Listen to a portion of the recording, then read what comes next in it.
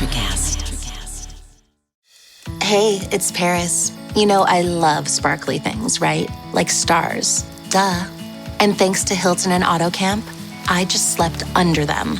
Picture me, serving looks by the fire outside my luxurious Airstream, making s'mores with the kids, while a national park is our backdrop.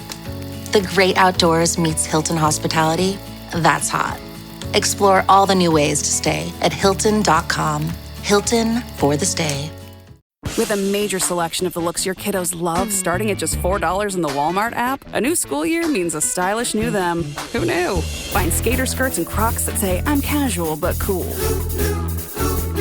Sparkly sneakers that say, it's my classroom, you're just learning in it. And preppy polos that say, I'm the teacher's pet, even if they're mommy's menace at home. Find their favorite styles starting at just $4 in the app. The Walmart you thought you knew is now new. Welcome to Her Extraordinary Life by Design, where we celebrate women who are shaping their lives one extraordinary day at a time.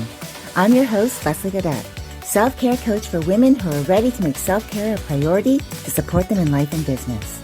Every week, I'll be speaking with inspiring women from various walks of life who will share their personal journeys and will discover how they have fearlessly carved their own paths as business owners, passionately pursuing their dreams and creating a meaningful impact on their communities. So let's get started. Hello, and welcome to Extraordinary Life by Design podcast. I'm your host, Leslie Gaudet, and today we're talking with Diane Konkin. Diane is the founder and CEO of Advanced Mind Health, a no-repeat client therapy practice, specializing in helping high-profile professionals eliminate self-sabotage, intrusive emotions, and substance habits in only 1 to 2 sessions with a 99% success rate. She works with clients internationally who experience extraordinary breakthroughs through comfortable yet powerful transformational therapy based on the latest research in neuroscience. Diane, I'm so excited to welcome you to the show today and really looking forward to our conversation. So welcome. Yeah, I have to say it's such a pleasure. I do a lot of podcasts, but it's such a pleasure to hang out with you because we've gotten to know each other over the last few years just through networking and stuff. And I love what you do. And I think we are totally in sync. So I'm so happy to be here today. Yeah, well, me too. I'm really excited.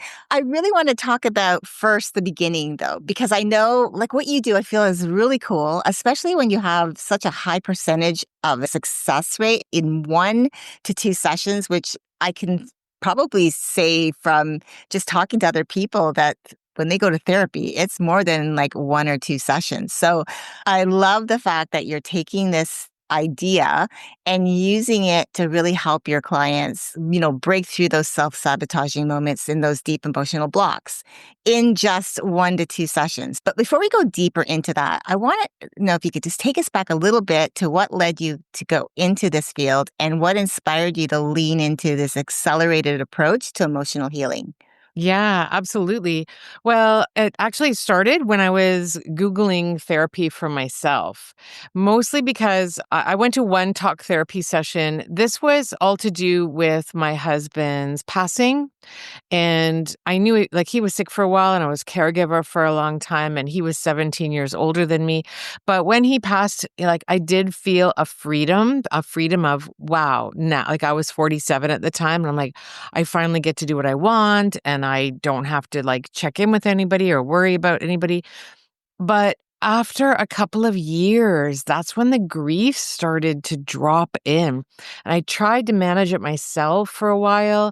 And I'm like, you know how we all are January 1st. This year is going to be different. It's the year of Diane. And then I just kept falling on my face going, what is going on? Where is this coming from? So a friend of mine put on Facebook, has anybody ever tried hypnotherapy? And I went, oh, whoa, that sounds like something I would be into because the talk therapy, I sit there, I spew for an hour and then it's like, oh, time's up. And I ended up feeling worse when I left, no strategies, no insight. And when I found rapid transformational therapy, which is what I practice now through my Google search, I was looking at this going, this is amazing. And it really reflects my personality because yes, I am spiritual. I have a component of that in case my clients are spiritual. If they're not, I don't include it. I work with a lot of executives, business leaders who just want cut and dry. And that's what we want in this day and age. Marissa Peer founded this methodology. She was a psychotherapist for over 30 years, and she developed this.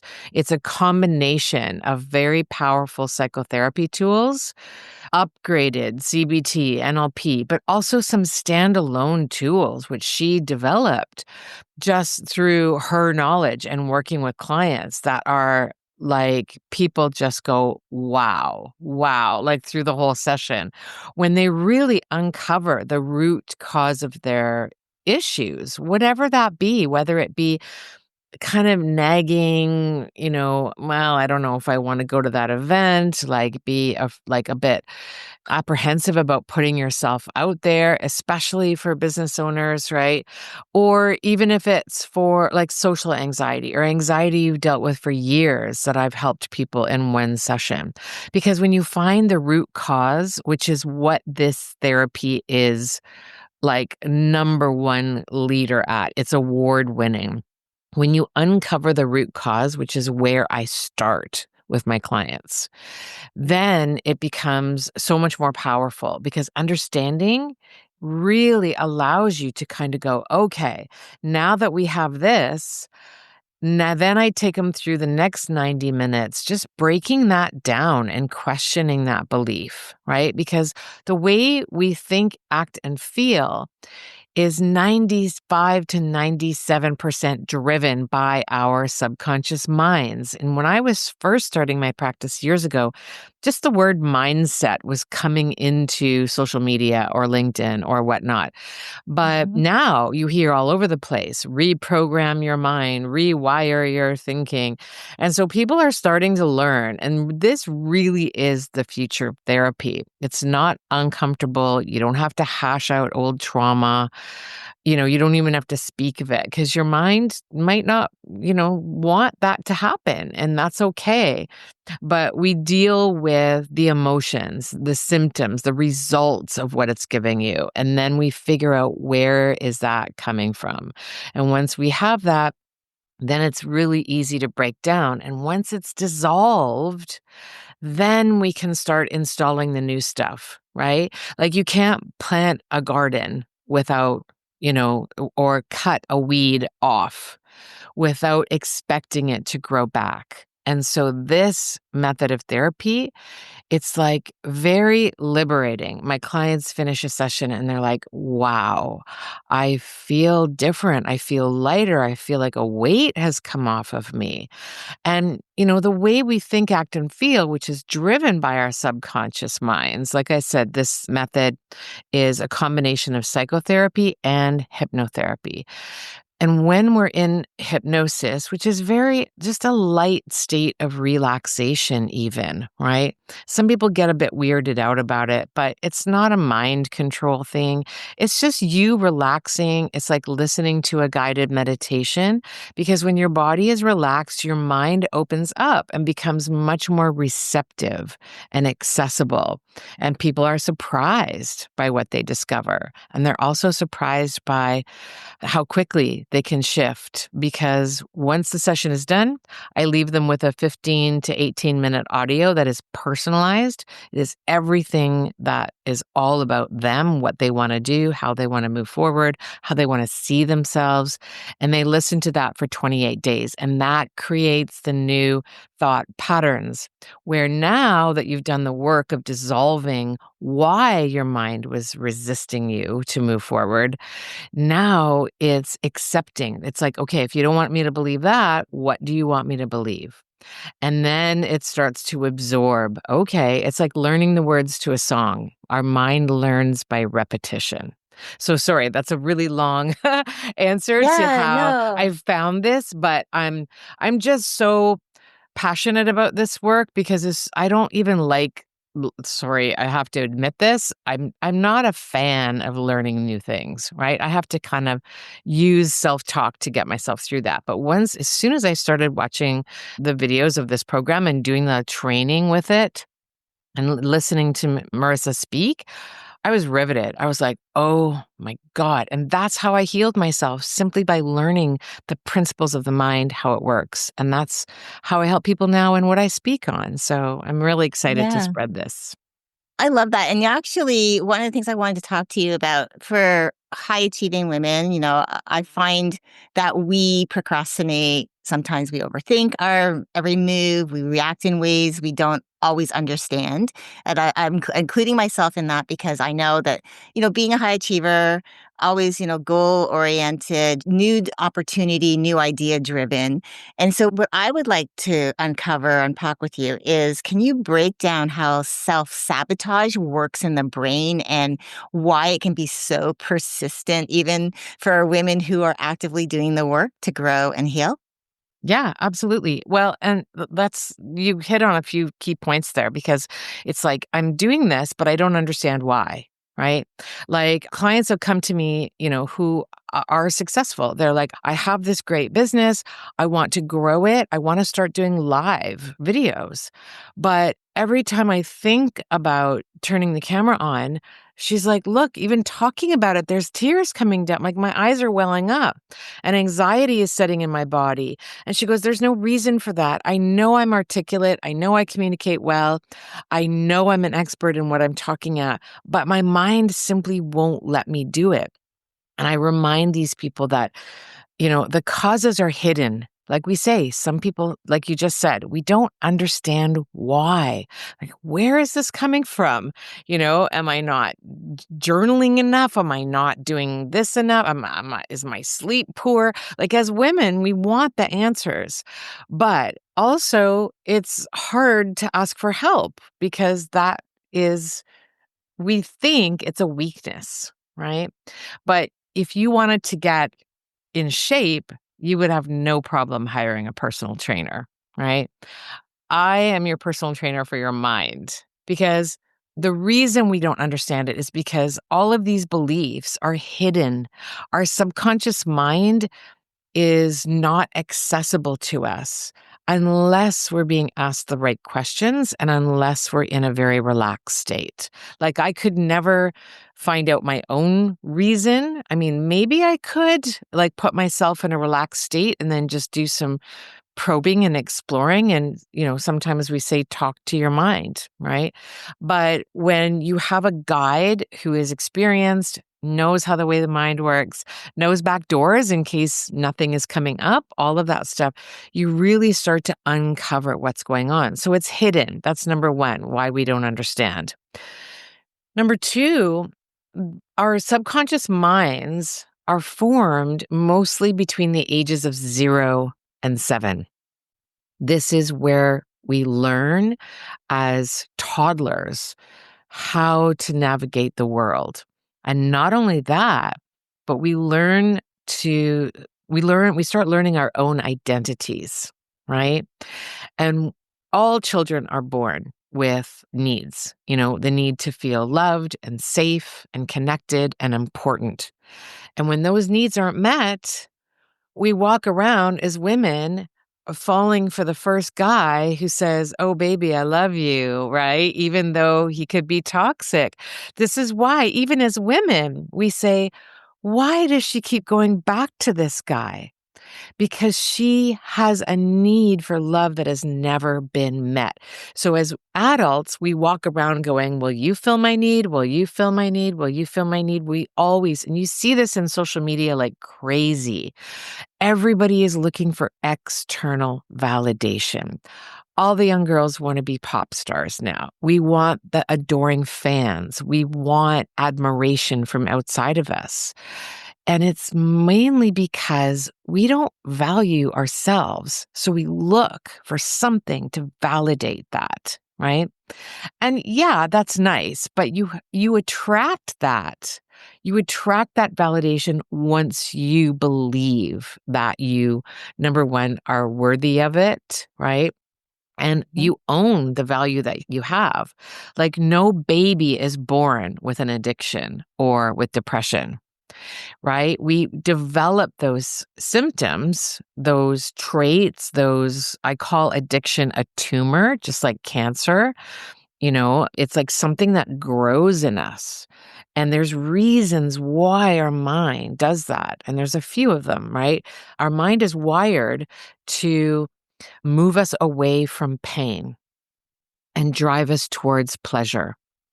So, one of my favorite addiction doctors, Dr. Gabor Mate out of Vancouver, he's written a bunch of books, but he said, don't ask why the addiction, ask why the pain. That's where you start with. That is the root cause, because your mind will say, oh, I know what's going to make it feel better. Had a tough day? What do we say to ourselves? I deserve this. I deserve this cheat day. I deserve this extra glass of wine. Even though we know now it's toxic to our bodies, right? So it's like your mind will drive you towards that, which is why when we try to not do it, it amps up our cravings. So I started out niching in addiction because my late husband of 27 years struggled with bipolar depression and addiction for, oh gosh, we were 7 years into our relationship when he crashed. So I saw him go through what he went through. I saw him be able to stay sober for months at a time, but then relapse. And we see that all the time.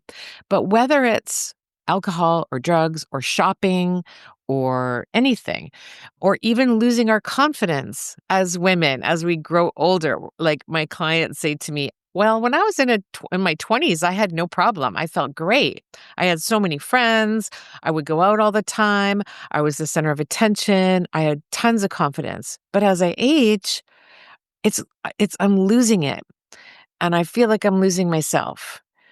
I hear that. Like if I had $1 for every time I heard that, or even a nickel, right? And so we don't get it. But it's our minds that, again, have been formed between the ages of 0 and 7. We can navigate our beliefs, but it only takes us so far before we start to go, okay, what is going on? And especially in perimenopause and menopause, your biochemistry starts to change. And so for those of your listeners who believe that we store trauma in our bodies, well, this is what happens when your biochemistry starts to change. What do you think happens? Your body is stirring up all of that stuff, going, okay, you got to deal with this now because we want to get rid of all this garbage so that in your next phase of life, your next 50 years, you're going to be amazing. This is why you start to suddenly see women go, I don't give an F anymore. I don't care what people think, right? But they don't let themselves go because of that. They get even stronger because they start to believe more and more in themselves. So I just simply help you get there way faster.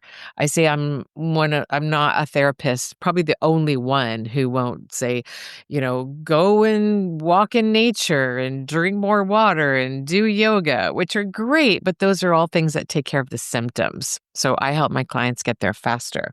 So I hope I answered your question, because the self-sabotage is that, that mechanism. Like I said, I started an addiction, but I branched out because people were calling me for confidence. People were calling me for anxiety, for depression. And I just, I talked to a very brilliant coach in the UK who only works now with like millionaires.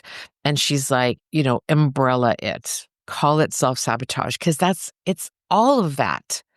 How we treat ourselves, how we think of ourselves, how we view ourselves. And the number one thing I like to get across for my listeners is it's not your fault. It's your programming. And guess what? You didn't program yourself, but you can change that. You can question those old beliefs. Like we update the software on our computers all the time. But do we update our own operating systems? No. And that's what I help people do. And it's the most rewarding work for sure. Yeah, well, I love that. One of the things I did want to ask you is, so I know that your clients can be outwardly composed, but inwardly overwhelmed, right? And that's where like that self-sabotage can come in. And I feel like that also can play with our emotions. So do you believe, or like, what's your thoughts on intrusive emotions and how they contribute to emotional exhaustion? And if that's something that you think is part of what can really drive a person, whether they're going to do something or they're not going to do something, if it stops them, keeps them stuck, or helps propel them Yeah. forward. How can we begin to reset our internal patterns Yeah. before we find ourselves in burnout? Because a Yeah. lot of the time, this is what I'm looking at and what I'm seeing is when I talk to women, they talk about symptoms, like one-off symptoms, like you just talked about. People come to you for different things like confidence and overwhelm and stress or whatever else that they're thinking, but they're looking at it from just one thing, one piece of the puzzle under that umbrella, if you will, of self-sabotage. So under burnout, they're also looking at just like the one-offs of, I'm just tired today because I slept horribly the night before, but not looking at their patterns for the past couple of weeks. So I'm curious how you begin to help them reset those internal patterns through the Yeah. work that you do to help them Well, not do that. first of all, I mean, it's very individualized. So with each client, they fill out an online intake form. That gives me a lot of information. We do a quick follow-up, and then I do a real deep dive on my own, and I prepare. It takes me usually 2 or 3 days to prepare the session. And then so that because I want to, this is why my success rate is high, and this is why I can do it in only 1 or 2 sessions. I do the work. You don't have to do the work. I do the work so that I become the expert in you. I become the expert in how you communicate, how you think, what your patterns are, what your past is, what you want, all of that stuff. But the burnout comes from the resistance, right? I just was coaching a client today. It's week 1 after her session. And she said, I push myself. She said, I force myself. And I'm like, listen to that word. Listen to the word you're using, right? If you forced anybody to do anything, do you think they're going to want to come along? Do you think it's going to be exhausting trying to convince somebody of something that they don't believe? Do you think it's going to take more effort, right?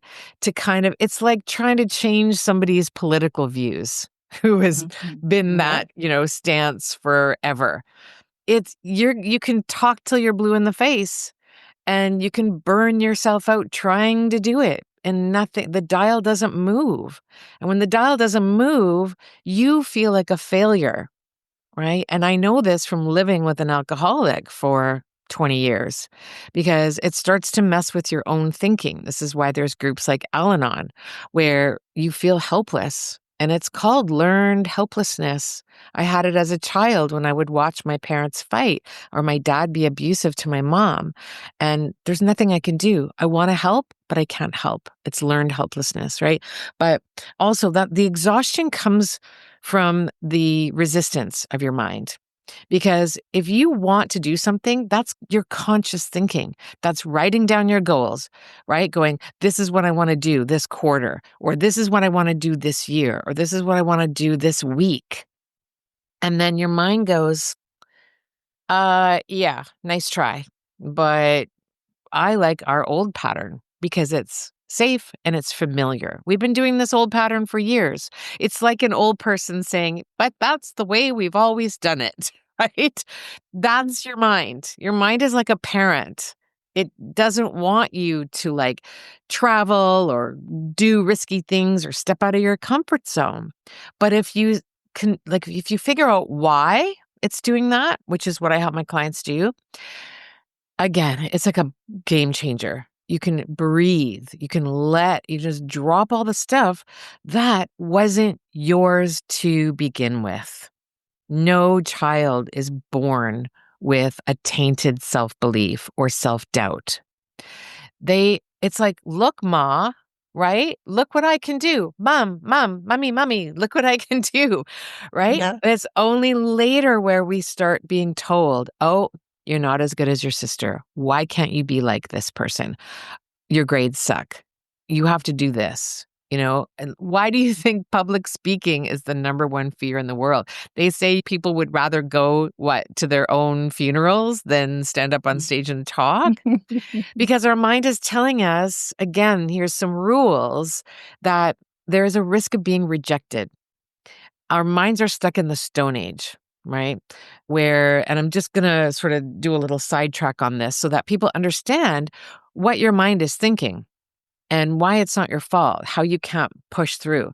Our minds think we're born in the Stone Age. So again, it keeps us away from pain and it moves us towards pleasure. But it also makes us crave connection and fear rejection. Because back in the Stone Age, right, who was the most valued of the tribe? The one who hunted the best and ran the fastest and could make the best fire or whatever, right? And as long as you have a tribe around you, your chances of survival go way up. But what happens if you are rejected from a tribe and you are left on your own to fend for yourself in the jungle? You're going to get eaten. You're not going to be able to find food. You're not going to have other people to rely on, and you're probably going to die pretty quickly. So our minds still think, this is why in some of the, reels and videos and stuff, we keep hearing about this saber-toothed tiger, especially with anxiety experts. It thinks your boss is a saber-toothed tiger. Again, because our minds are thinking, like, man has evolved, but our minds are still in the Stone Age.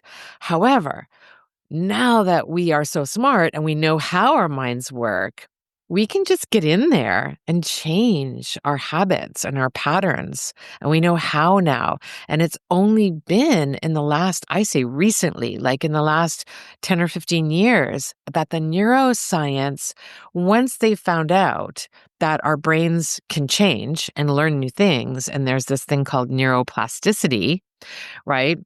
Then scientists were just like, wow, let's keep going. And neuroscience has exploded over the last 10 years, where they're finding so many great things.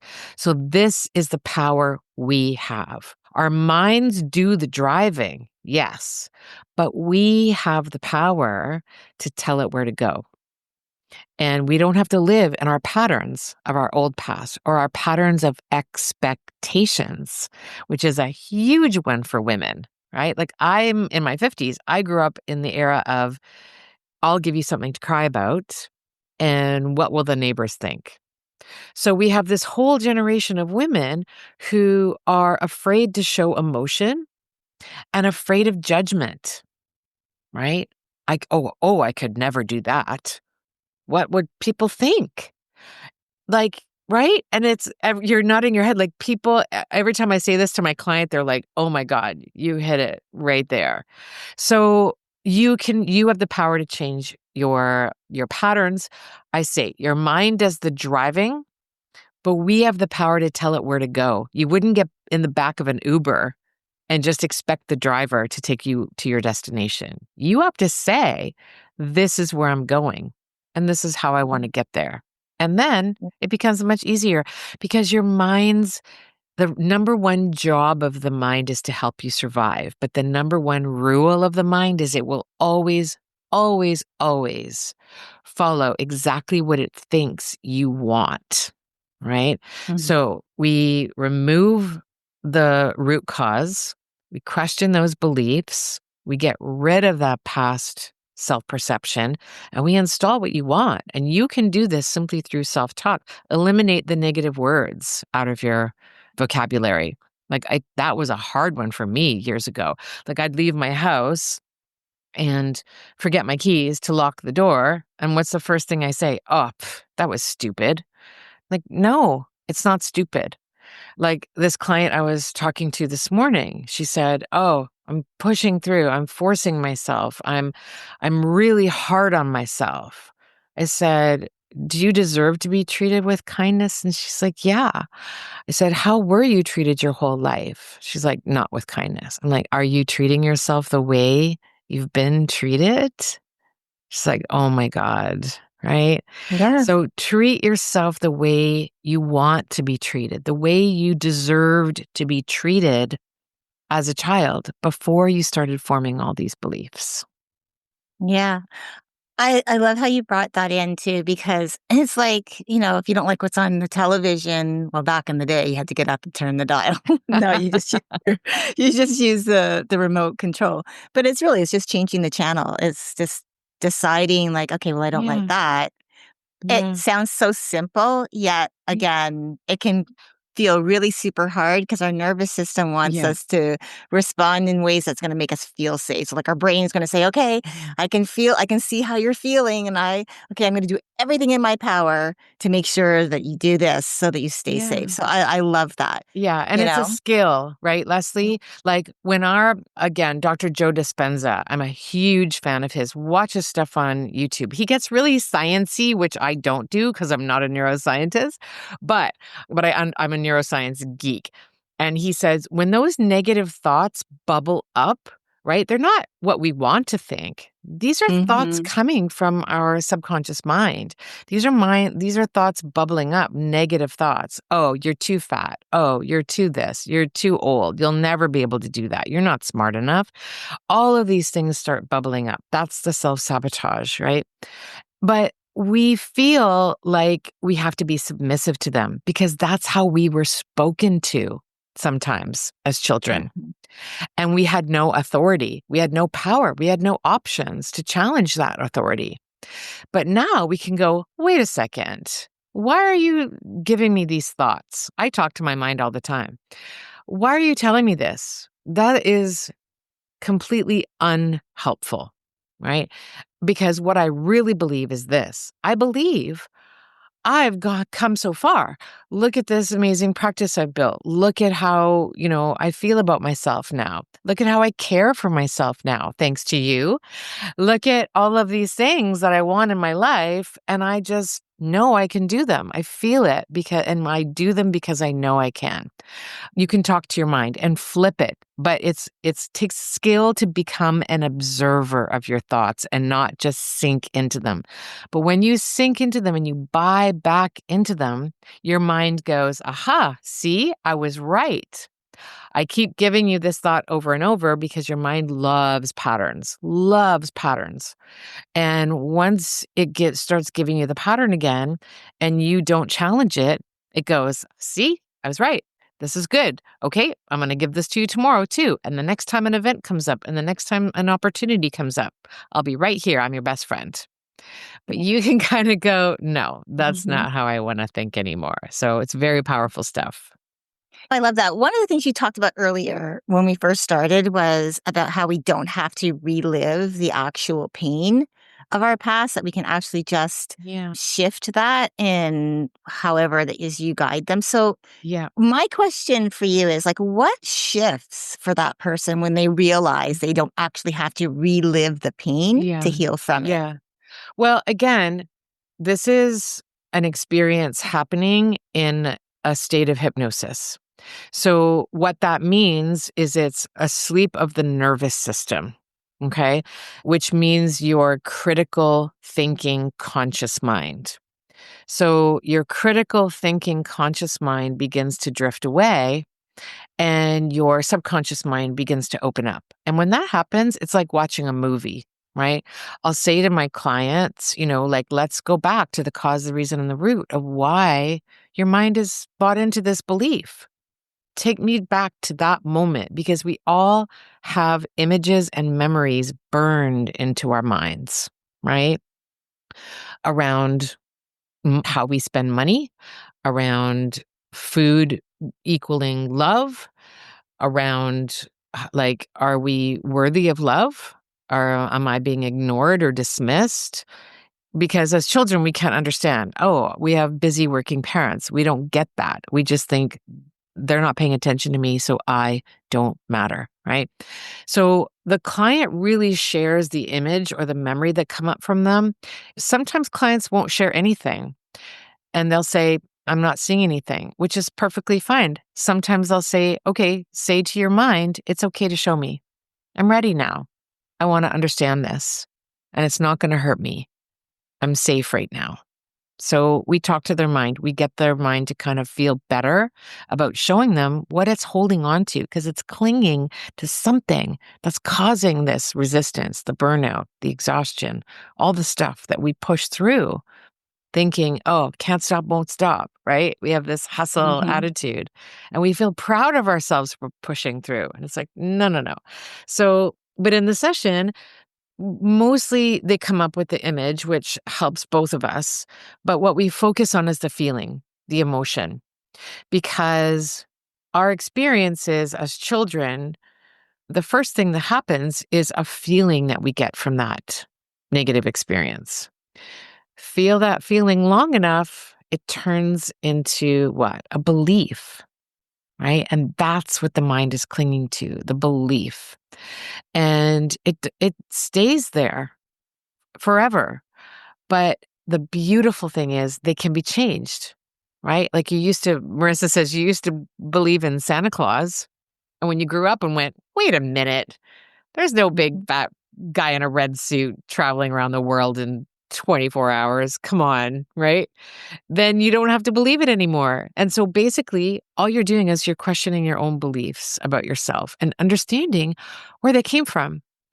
All of my clients will talk about childhood memories. And if they don't, personally, I didn't remember my childhood. I was like, this is so strange. I always thought my whole life, oh, people talk about their childhood. I don't remember much about my childhood, hardly at all.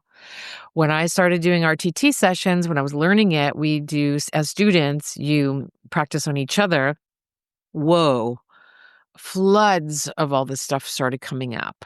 I was like, that's why I didn't remember it, because it's not pretty. It's kind of painful. And my mind was hiding that from me, you know? So it's more to do with not necessarily the image, but the feeling that we're feeling, right? In that moment. What are you feeling? Why are you feeling it? And it can be emotional for my clients, but it's much different than being emotional in a fully conscious state. Because this way, it's like almost, I've never said this before, but it just came to me. It's almost like your body is crying. It's almost like there's something inside of you that wants to be held and loved and needs that attention. It's that inner child, right? We do a little bit of inner child work. We do parts therapy. I have like 11 different kinds of tools that I just use based on what comes up in the session. And I'm getting tingles now as I say that, because it's so remarkable to watch the penny drop for the clients. Watch their, oh my God, I never would have thought of that. They come out of session, they're like, I never would have made that connection. I never would have remembered that. Never in a million Yeah. years would I have remembered that memory. But being in that relaxed state, showing your mind you're safe and wanting to understand, you get that deep neurological change. What's his name? The biology of belief. His name is escaping me right now. Bruce, maybe? Sorry, I normally have it. It's at the tip of my tongue, but the biology of belief. He was a research scientist. Now he's going like speaking, writing books, praising hypnosis, saying this is the only way to change. I don't know. I'm not going to argue with a neuroscientist, but he also was making the fact that it's a fast neurological change when it's in hypnosis. Can you make that change? Yeah, people do it. Sometimes people do it in talk therapy, but it takes much longer. It takes years of affirmations or months. Especially since, who was it? Again, Joe Dispenza says you can't spend 5 minutes a day doing positive affirmations in the morning and then beating yourself up for the next 12 hours. Like, it's like drinking a glass of water and then filling it up and then overflowing it. It's like, what's going on? Like, you have to make sure that you believe those positive affirmations all day. Stop talking to yourself like you would, like we all have heard. You wouldn't talk to your best friend the way you talk to yourself, right? Yeah. But you have power over that critical inner voice. I say I'm a critical inner voice shutter upper. Right? I love We that. become friends with that inner voice. because, we talk to it about what we're doing now, what we believe now, what we want to believe, and why we should Yeah. believe it. So, Yeah. I know that when you were saying, like, we wouldn't talk to our best friend that way, I know a lot of the time too, you flip it, you wouldn't allow your best friend to talk to themselves that way either, right? So, absolutely. but one of the things I'm just curious about is why do you think people in general delay their emotional healing? And what, if you could, what's a set shift that you Yeah. think could open the door for emotional freedom for them to actually say, you know what, it is okay for me to heal Yeah. from this? Well, pop quiz. What's 95 to 97% of that influence the decisions we make? Our Mm-hmm. subconscious mind. What does our mind love? Patterns, right? Mm-hmm. It doesn't want us to get help. It's like, oh, this is going to be some weird thing. What's going to happen? It's the unknown, right? It's something you don't know you've never been under hypnosis before. What is this? What's going on? So your mind is telling you it's unfamiliar, because that's another way that our mind is programmed, is to keep us in the familiar and away from the unfamiliar. Again, evolutionary psychology. If we were to wander into a part of the jungle that was unfamiliar with us, that could be what? A threat to our survival. And the number one job of the mind is to help us survive. So it doesn't like us doing new things. It doesn't like us stretching our comfort zone. But, when we want to own our power, my clients have to be at that stage of readiness, that fourth stage of, I've tried everything. I've done this. Like, this is how my clients come to me. I've done talk therapy. I've done EMDR. I've done tapping. I've done meditation. And they're just like, just get this out of my body. I don't want to feel like this anymore. And that's where I say, oh, you're going to have brilliant results, because Mm-hmm. you are that ready, right? And so your mind is like, okay, fine. Got it. But it takes time, to do that shift. We have to sort of explain it, like explaining something to a child. You don't learn a new tech platform in 5 minutes. You have to kind of go through step by step. And so really think about why you're resistant. It's your mind. Your mind is resisting you. It's not you. It's not what you want for yourself as a powerful woman who cares about her health, cares about her future. It's your mind going, I don't know, but it's not, it's different. I think we just like the way it's always been.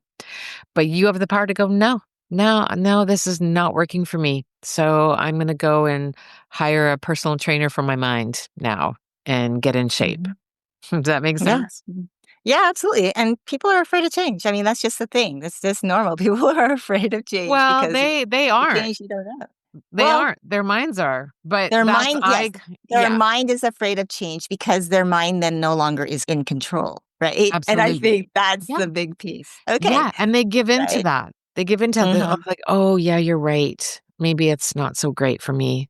Maybe Yeah. maybe something weird's gonna happen, or maybe I shouldn't go on that hike. Oh, I'm gonna sprain my ankle. And Hmm. what if there's no, crutches around? What am I gonna do? I'm gonna be stuck there with a bunch of people, and they're gonna have to carry me out." And like, your mind tells you all kinds of crazy things. Yeah, the stories, absolutely.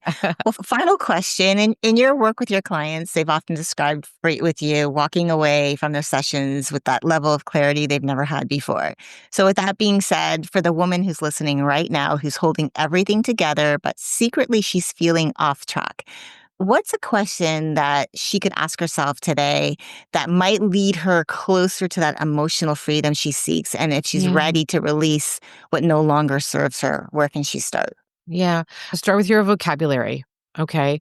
Because the number one takeaway from today is the way the mind responds is to two very important things. Number one is the words we say to ourselves, okay?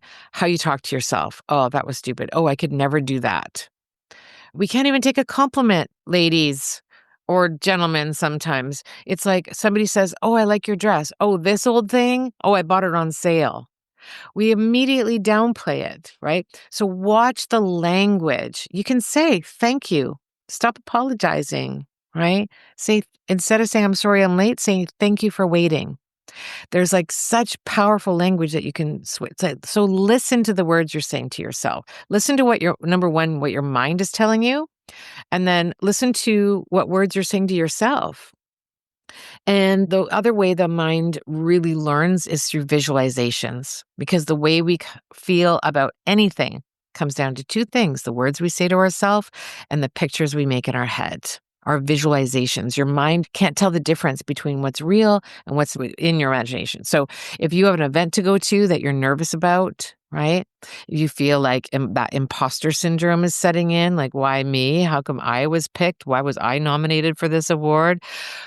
So close your eyes and visualize yourself walking into that room, just owning it, going, I deserve to be here. Look around, connect with people. Nobody's going to but our mind says, oh, you're going to walk in, people are going to be looking at you weird. Nobody's going to want to talk to you. It's like, no, this is how it's going to be. And when you actually show up to the event, if you have repeated that visualization in your mind, I do this for my public speaking clients too. Get up on stage. Imagine people smiling at you, engaged in what you're saying, nodding, applauding, like really interested in what you have to say. Imagine your body feeling relaxed. Imagine your body feeling relaxed, because your body is your subconscious mind. This is how it manifests, right? So the more you imagine that, when you actually do show up at the event or the particular thing that you wanted to do, your mind is going to go, oh, we've been here before. It's familiar, so it's safe. We don't have to give her anxiety anymore. So yeah, self-talk and visualizations, huge. Love it. Love it. Diane, thank you so much for being here today. I have loved hearing about the work that you're doing, helping your clients break through their emotional patterns, releasing what no longer, serves them, and reclaim their mental freedom. Because I think that's so important. Our brain has such power. And so it's just learning to be able to say, you know what? Yes, I appreciate you've been keeping me safe for so long, but I really want to step into something new and different and have that ability and the confidence to do it. So again, I've loved hearing your perspective on emotional safety, how rapid change is possible, even for those of us who've felt stuck in the same loop for years. And I believe that what you shared today is a powerful reminder to all of us that healing doesn't have to be long and doesn't have to be hard. It can be direct, it can be effective, and it can be aligned when we know where to start. So thanks so much for being here with me. It's really been such a pleasure. Oh, my pleasure's all mine. You're amazing, Leslie. So thank you for this platform. Oh, thank you so much. And to our listeners, if you'd like to connect with Diane directly and learn more about her work at Advanced Mind Health, you can find her contact information in the show notes. Remember, the clarity you're seeking may be just on the other side of one powerful question, and you don't have to carry it all alone. Support, healing, and alignment are possible when you give yourself permission to explore a different way forward. So don't be afraid to pause and ask for support or choose a new path, especially if it leads you back to yourself. Until next time, keep dreaming, keep believing, and keep designing your extraordinary life one day at a time. Thank you for joining me on Her Extraordinary Life by Design. I hope you've been inspired and empowered by the incredible stories shared on this show.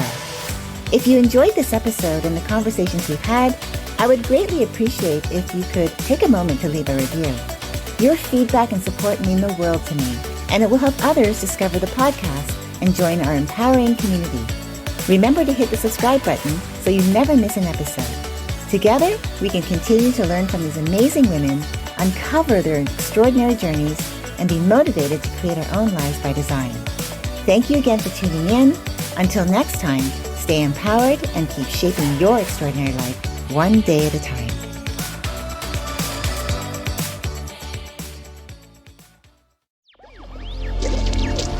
Electricast.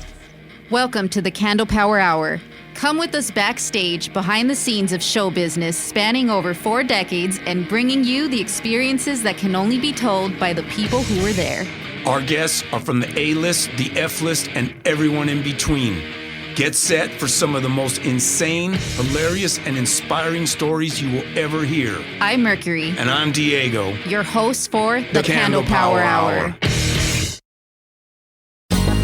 Ever thought about starting your own podcast? Do you have a business or a message you want to share with the world? Well, now it's easier than ever with Electricast. Hi, I'm Mark Netter. And I'm Peter Rafelson. We're the founders of Electricast Media. Whether you want to start a new podcast or already have one, join Electricast to grow your audience, monetize your content, and build your community.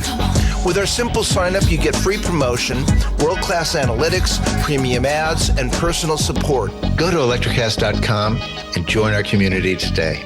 Electricast. Transform your influence. Electricast. Electricast.